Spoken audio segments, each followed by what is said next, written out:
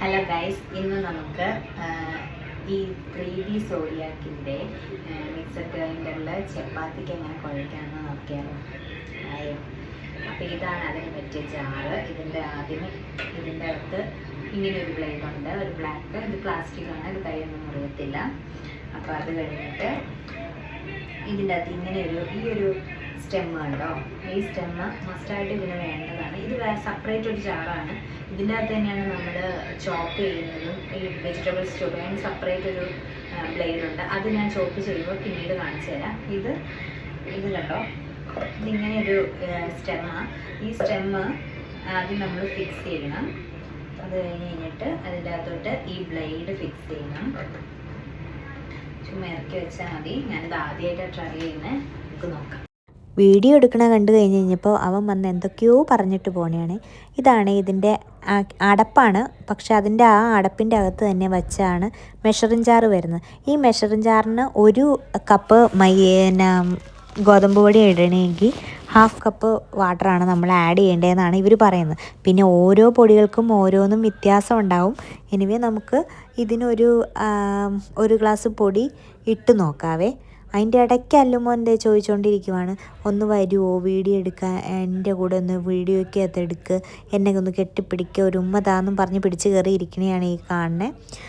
അപ്പം ഞാൻ പറഞ്ഞു നമുക്കിത് ചെയ്ത് നോക്കാം, ട്രൈ ചെയ്താന്നും പറഞ്ഞ് പൊടിയെടുത്ത് ഞാൻ ഇട്ട് അതിൻ്റെ അകത്തോട്ട്. പിന്നെ അതിൻ്റെ അളവനുസരിച്ച് കറക്റ്റായിട്ട് അതിൻ്റെ അടപ്പ് വെച്ച് അടച്ചു കൊടുത്തു.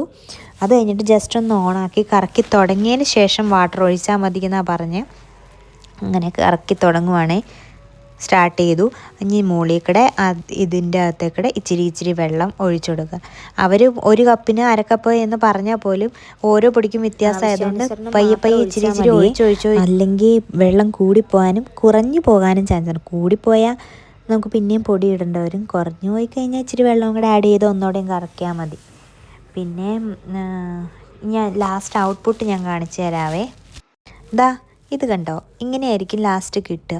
ഇത് കാണുമ്പോൾ കുഴഞ്ഞില്ല എന്ന് നമുക്ക് ഫീൽ ചെയ്യും, പക്ഷെ നന്നായിട്ട് കുഴഞ്ഞിട്ടുണ്ട്.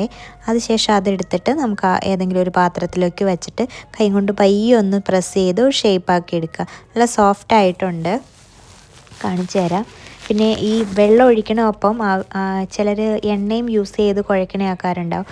അവർക്ക് ആ സമയത്ത് എണ്ണ വേണേ ഒഴിച്ചു കൊടുക്കാം. കണ്ടോ, നല്ല സോഫ്റ്റായിട്ടുണ്ട്. ഇനി നമുക്ക് കുഞ്ഞു ബോളാക്കി പരത്തിയെടുക്കാവുന്നതാണ്.